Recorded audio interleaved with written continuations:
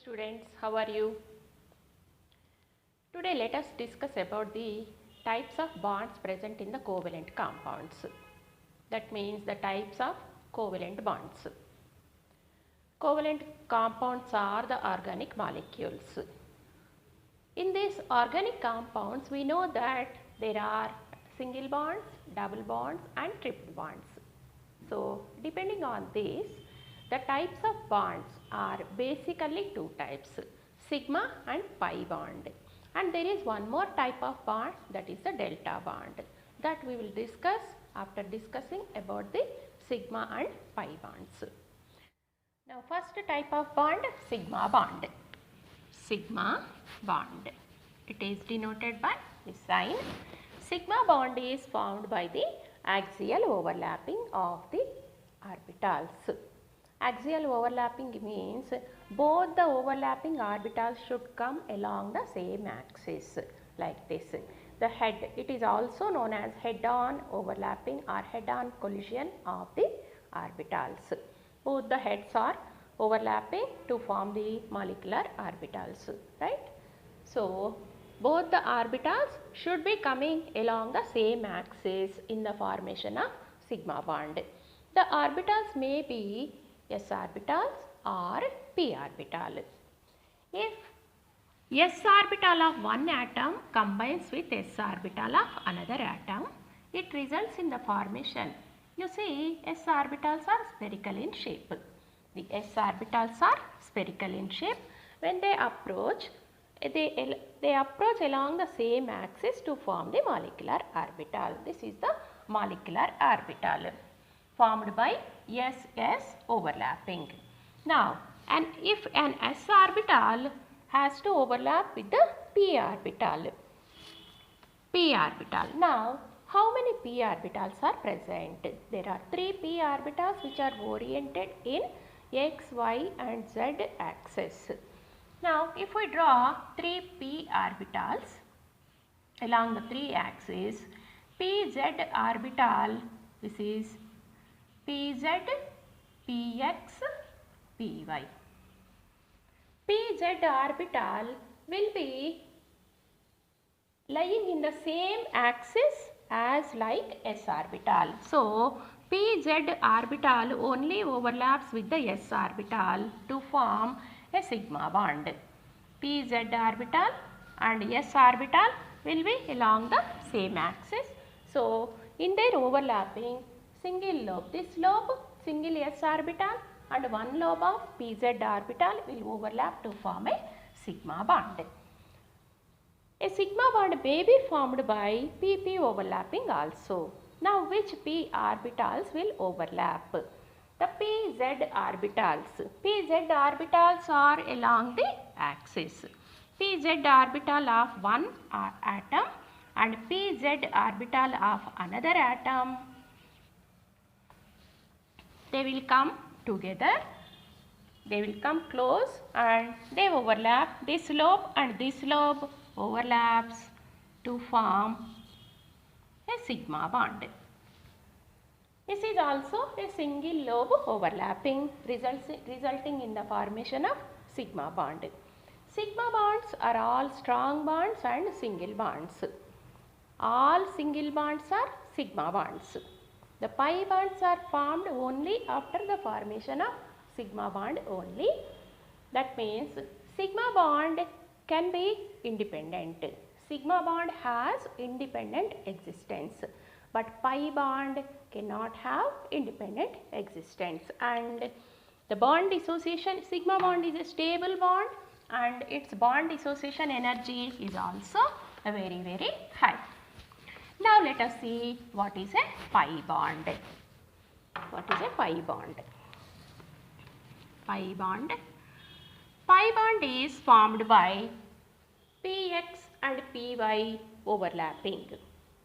Pxy orbital overlapping results in the formation of pi bonds. Now, a pi bond is a double lobe overlapping. The bond formed by 2 lobes.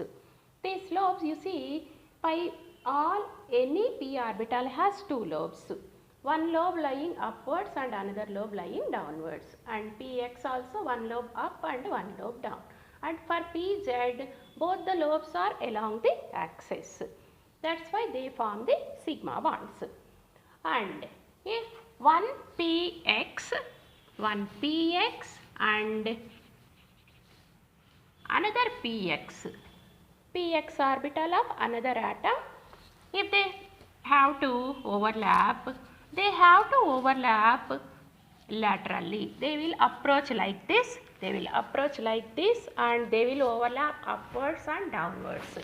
This is the space where the probability of finding the electron is 0. This space, this region is known as node. This region is known as node, and the electron density will be lying above and below the node, above and below the axis of the orbitals. So when these orbitals approach each other, these lobes will overlap, one lobe, second lobe. So these lobes, when they intermix, they result in the formation of a pi bond. It is a pi bond. These lobes, pi bond. And similarly, when Py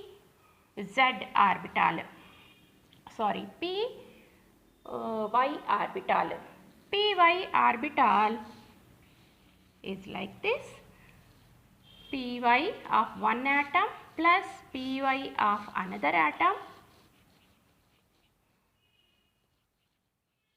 It is lying above and below the internuclear axis of the molecule, and when these two lobes come close together, when these two orbitals come close together, they will be approaching along the axis, along the same axis, and they will approach and they form it is also a two-lobe overlapping.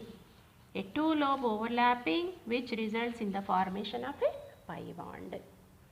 Okay students, single lobe overlapping results in the formation of a sigma bond, and two-lobe overlapping results in the formation of a pi bond.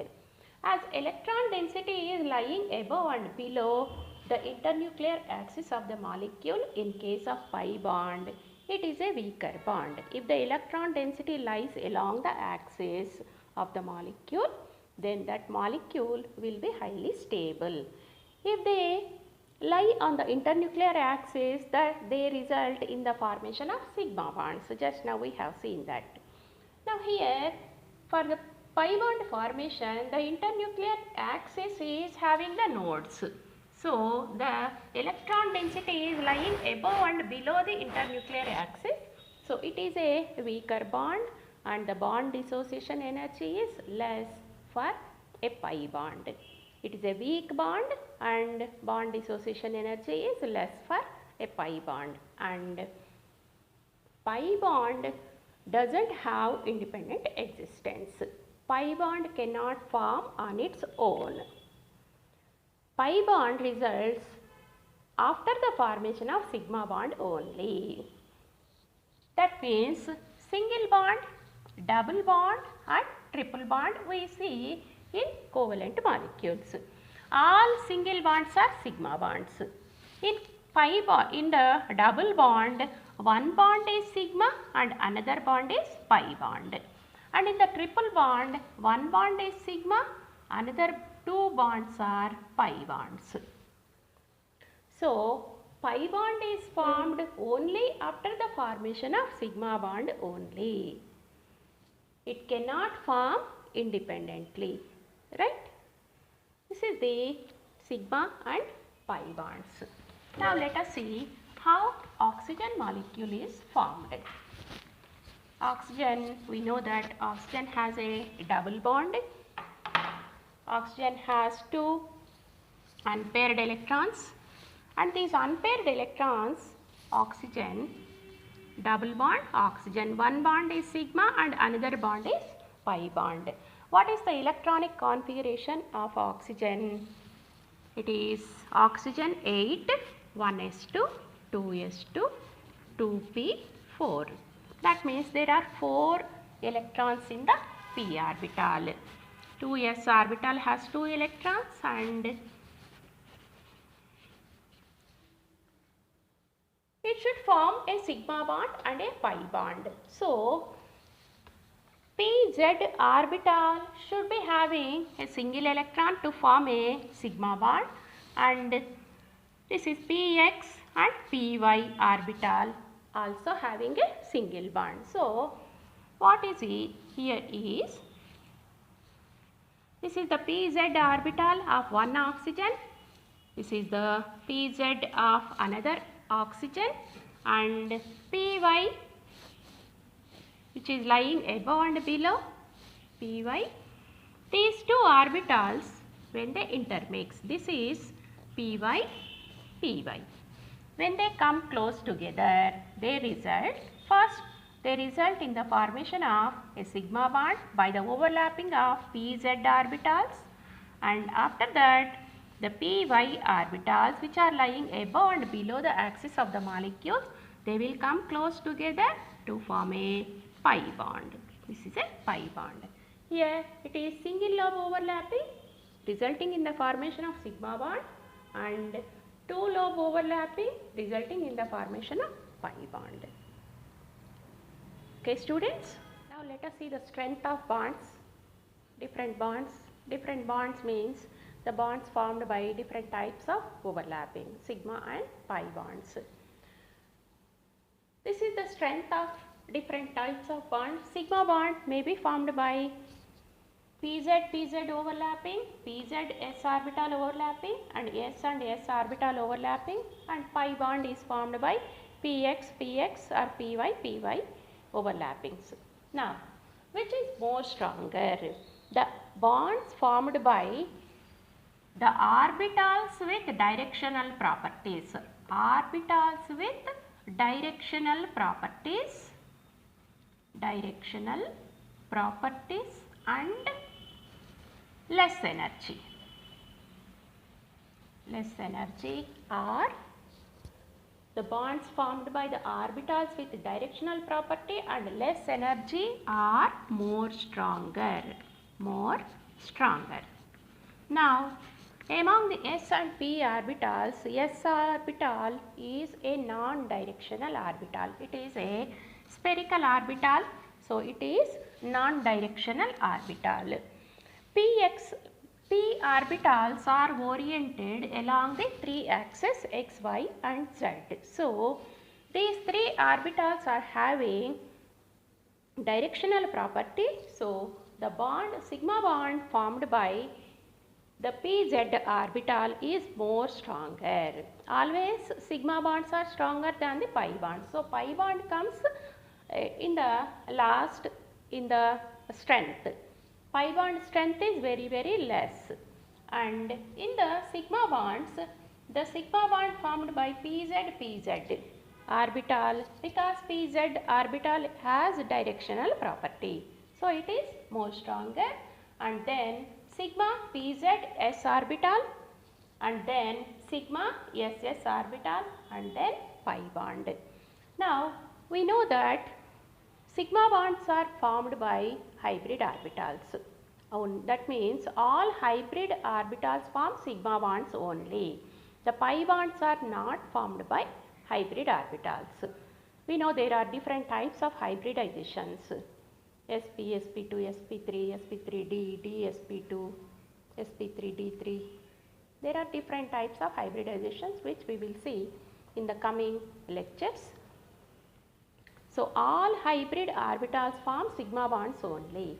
The pi bonds are not formed by hybrid orbitals, right? Because of the directional property of the orbitals and less energetic orbitals, this is the order of strength of different bonds formed by different types of overlappings. Now we will see the delta bond also in the coming lecture. Okay students, hope you like this video. Thank you.